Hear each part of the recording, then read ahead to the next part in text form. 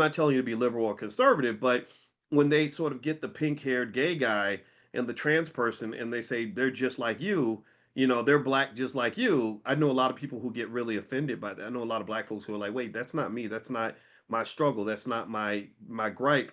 And so that I would say has led to a tremendous amount of dilution of the black cause over time. All right. So let me know. Can you guys hear me okay? Give me a quick yes if you can hear me all right. I want to make sure that I'm coming through okay.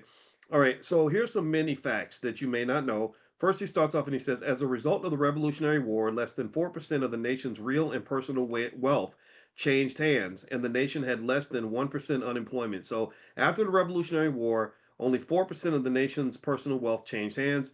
And also, there was an unemployment rate of less than 1%. He says here also, in 1830, Andrew Jackson forced various southeastern Indian tribes to relocate to Oklahoma, a Choctaw word meaning land for the red people. The U.S. Army reported, however, that nearly one-third of the relocated Indians were of mixed African descent.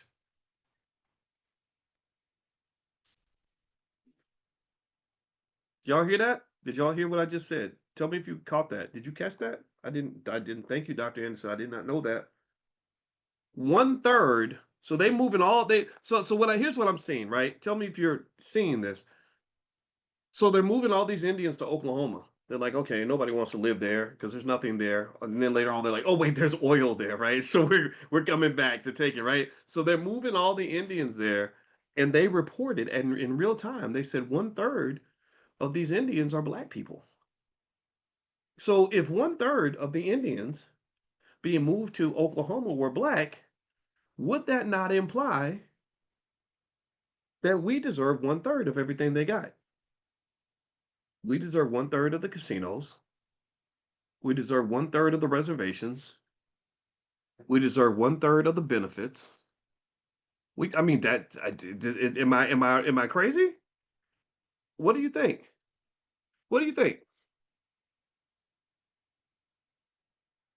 What do you think?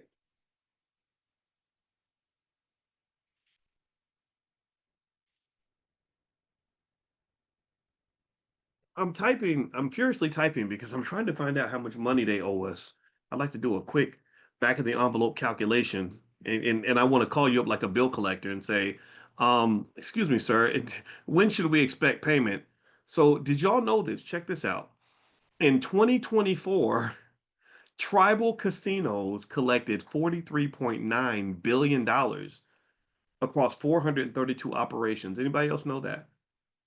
What's 43.9 divided by 3? Because we got to calculate our third. Let me just back in the envelope, got to do the math. I'm good at 16 to carry the 1, 15. So $15 billion. That's our money for this year. That's for 2024. That's not over. That's not the whole check. That's 1 year. So maybe we spread that out over multiple years because how long they've been running those casinos? Many, many years, right? So what we talking about? Maybe 150 billion, 200 billion dollars. Just what's a couple billion between friends?